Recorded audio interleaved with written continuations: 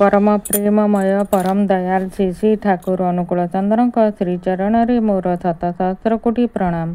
परम आराध्या जगज्जननी बड़मा श्रीचरण मोर प्रणाम। परम पूज्यपाद बड़दा श्रीचरण मोर प्रणाम। पूज्यपाद आचार्य देव श्रीचरण मोर प्रणाम।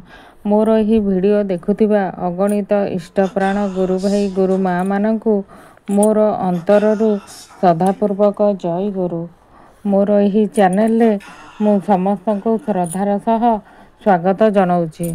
आजिर प्रसंगटी होउची श्री श्री ठाकुर को प्रतिष्ठा करने उद्देश्य नहीं प्रचेष्टा केबे विफल हुए नहीं। एहा उपरे श्री श्री आचार्य देवंक आशीर्वचन। श्री श्री आचार्य देव देवघरे दुईटा ट्रेन स्टपेज नथिला।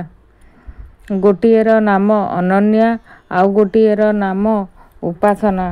गोटिए आसे राजस्थान रु ओ आउ गोटिए आसे उत्तराखंड रु।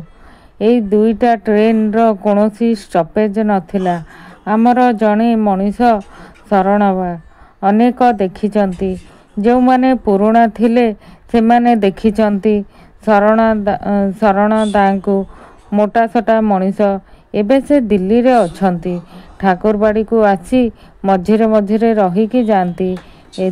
सेई शरण को मु कहिली एई तू देख एई दुईटी ट्रेन रो किपरी करी स्टपेज करा जाए।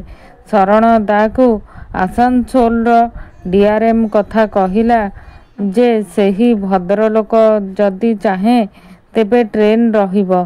शरण दा डीआरएम साथे जोगाजोग करिले एवं कहिले जे आपण जदि थरे देवघर सत्संग आश्रम को आसंती ताहले आमे माने खूब आनंदित हेबु। ए कथा सुनी डीआरएम भद्रलोक कहिले अच्छा मु किछि दिन परे जणाई देबी आउ कि भाबे जीबी केबे जीबी सेईटा मु परे जणाइबी। एई सबु भितरे थरे डीआरएम भद्रलोक करिछंती कौन इलाहाबाद रे तांकर जणे गुरु अछंती।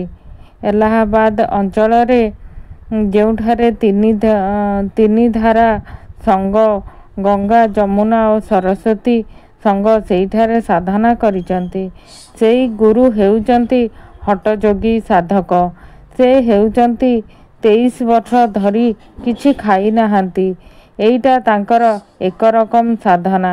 एईथर सेई डीआरएम भद्रलोक तांकर गुरुंकु पचारिले जे सत्संग आश्रमरु मते निमंत्रण आसीची जीवाकू कहिचंती। मोर कौन जीवा उचित हबो? गुरुदेव कहिले सुन तुमर जन्म जन्मांतर भाग्य जदि थाए तुमे सेही जागा को जाई परिबो जाओ। मोर जदि कोनोसी भाग्य थाए मु भी जीवी सेठाको। स्वर्ग को जदि जीवाको हुए तार द्वार हेउची ठाकुर अनुकूल चंद्र। तांको छाड़ी स्वर्ग को जाई हुए ना। जाई तांकर दर्शन प्रणाम करि आस। आउ जदि सेमानंकर कोनोसी कार्य थाए ताकु संपन्न करिदेव। आम मानंकर किछि जाजन हेबा परे डीआरएम बहुत खुशी रे ठाकुर प्रणाम करिले। आउ सेही दुईटी ट्रेन उपासना ओ अनन्या सबुदिन पाई देवघर स्टपेज होईगला। एहा ही थिला श्री श्री आचार्य देवंक आशीर्वचन। आपण मानकु किपरि लागिला भल लागिथिले लाइक शेयर आउ सब्सक्राइब करने को जमार भी भूलिबेनी। आज पाई श्री श्री आचार्य देवंक आशीर्वचन एतिकिरे मु रखुची। जय गुरु।